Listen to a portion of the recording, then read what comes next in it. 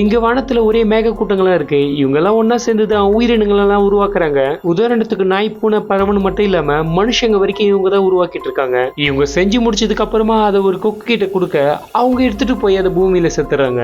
இவங்களுக்கு நடுவுல ஒரு கருமேகமும் இருக்கா, அதுக்கு கீழேயும் ஒரு கொக்கு வேலை செஞ்சுட்டு இருக்கு. ஆனா இதுக்கு சாதாரணமா வர்றது கிடையாது.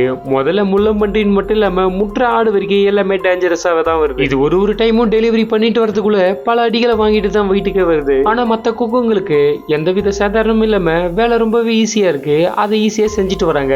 அதை பார்த்து இதுக்கு ரொம்ப ஏக்கமா இருக்கு. இருந்தாலும் இந்த கொக்கு இந்த கருமேகத்துக்கிட்டே ஒர்க் பண்ணிட்டு இருக்கு. போக போக இந்த கருமேகம் ரொம்பவே டேஞ்சரஸான மிருகத்தை உருவாக்கிட்டு இருக்கா. பயந்து போன இந்த கொக்கு இந்த இடத்தை விட்டு ஓடிடுது. அது வேற ஒரு மேகத்துக்கிட்ட போயிடுது.